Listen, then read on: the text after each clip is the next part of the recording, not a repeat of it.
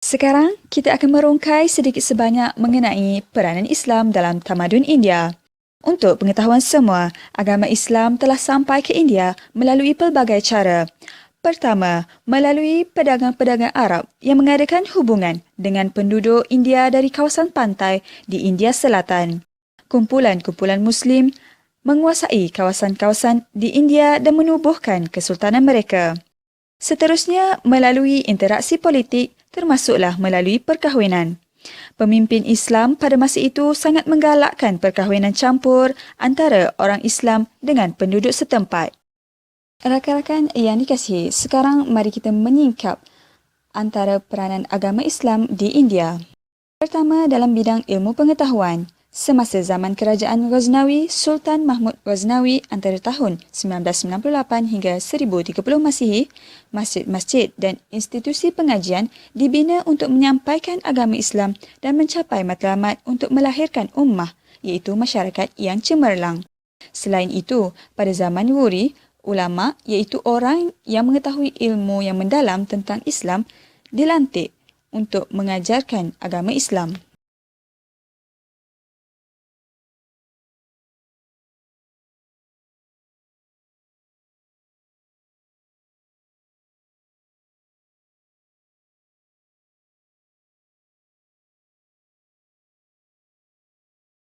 Ketiga, dari aspek sosial.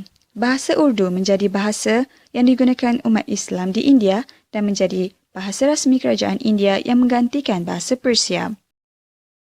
Pada akhir tahun 1912, berlaku peningkatan dalam bidang penulisan surat khabar dalam gaya pemikiran Islam yang dipanggil Al-Hilal dalam bahasa Urdu dan The Comrade dalam bahasa Inggeris. Agama Islam turut memberi peranan dalam seni bina India. Shah Jahan, pemerintah zaman Mughal yang menyukai bidang seni bina, telah membina Taj Mahal dan sehingga hari ini Taj Mahal telah menjadi salah satu bangunan yang menggunakan seni bina Islam yang terkenal. Masjid-masjid yang dibina iaitu tempat beribadat diperbesar oleh pemerintah-pemerintah Islam yang memerintah di India. Mari kita lihat perkara-perkara yang telah dicapai oleh masyarakat di tamadun India. Pendidikan. Dalam tamadun India, zaman Vedic telah dianggap sebagai permulaan peningkatan dalam bidang pendidikan.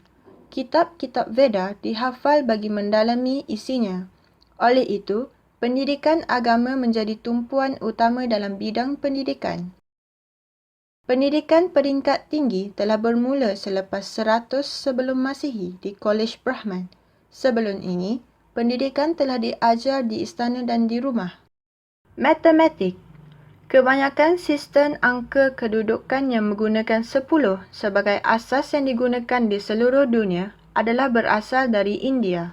Sistem angka India lazimnya dikenali di Barat sebagai sistem angka Hindu-Arab atau angka Arab, kerana ia diperkenalkan di Eropah melalui orang Arab.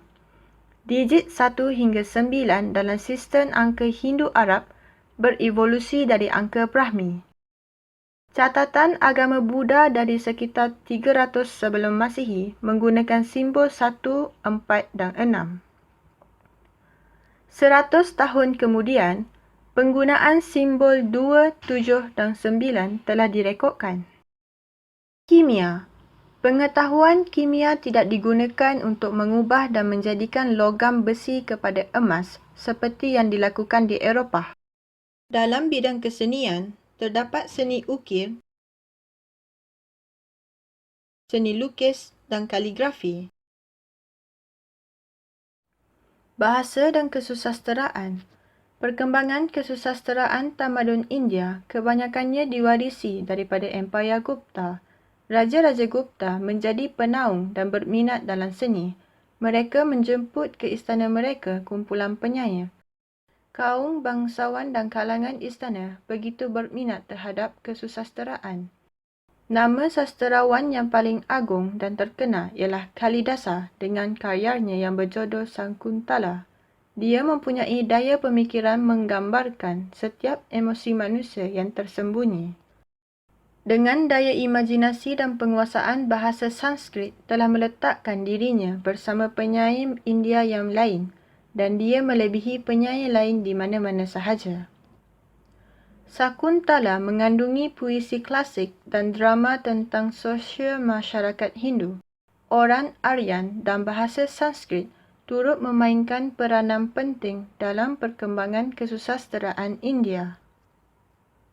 Orang Arya telah menghasilkan Rig Veda yang merupakan kumpulan sajak agama dan tradisi lisan.